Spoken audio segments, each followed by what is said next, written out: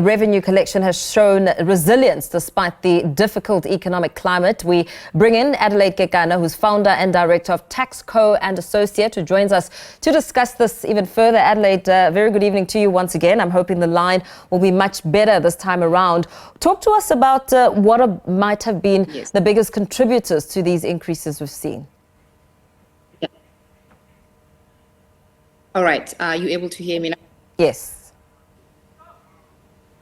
All right, perfect. So as the commissioner has already confirmed, one of the biggest areas or the basket of tax collection comes from the personal income tax that has significantly contributed to the tax collection for the 2023-2024 year of assessment with about 49.5 billion, which amounts to 37.5% of total revenue. So SARS is confirming that some of the factors that has contributed to this increase is the higher employment compensation, such as incentives or even bonuses, as well as the improved levels of employment between the period of pre or post-COVID and now. And from our point of view, we believe some of the factors that might have contributed is the taxes that are collected from early withdrawals, lump sum, since the tax rates are a bit much more higher than the tax rates that are applicable to the lump sums that are taken at withdrawal age, all right?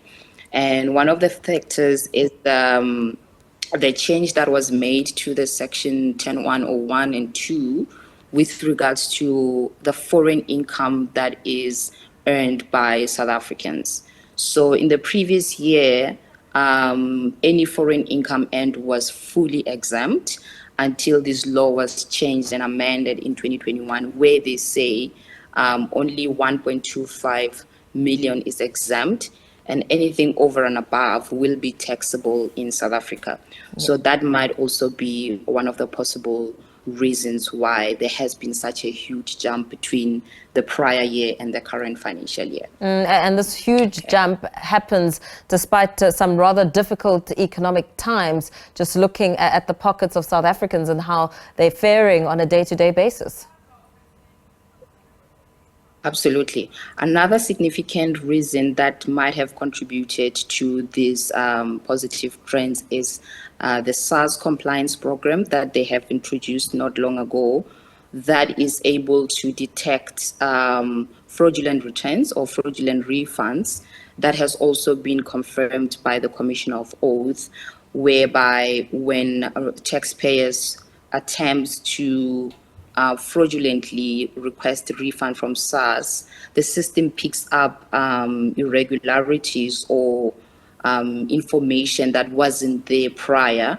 And if supporting documents are not provided, then SARS is able to withhold or decline those refunds, which is why they have confirmed that they have seen over 100 billion in refunds that were not paid to taxpayers because they were legit in the first place. Those clampdowns on tax fraud and underpayment being important factors. What we did hear from SARS Commissioner Edward Kisvet is that there's a massive concern around refund fraud and abuse, a matter that continues to really show how difficult the operation is insofar as collecting taxes. Yeah. Absolutely, especially regarding to VAT, which is why they have now brought back the VAT application system to the branch, as during COVID, you could easily apply for VAT on e-filing, and you could easily get your VAT reference number without providing any supporting documents. And one of the most one of the most important documents that is required by SARS is an invoice that shows that you are trading. Do you understand? Yes. So that system has now been brought back to say you have to prove to us that you are making this amount of supplies, or we will not provide you with a VAT reference number. What about the fact that we're learning that many wealthy taxpayers are leaving South African shores, and in fact millions of dollars have already left as a result of the increasingly high taxes? There was a conversation around targeting the rich to pay more. Where's that conversation as you and I speak? I would say in terms of individuals leaving South Africa through their financial emigration would contribute to the early withdrawals, because you would not want to leave the country and not cash out your pension. So if you withdraw early, you will be taxed at a very much higher rate. So that actually contributes to the tax collection. And very lastly, before we let you go, Adelaide, what about someone who may be sitting at home and thinking, oh my goodness, I haven't filed at all? Is it too late? Can people still make submissions? Yeah.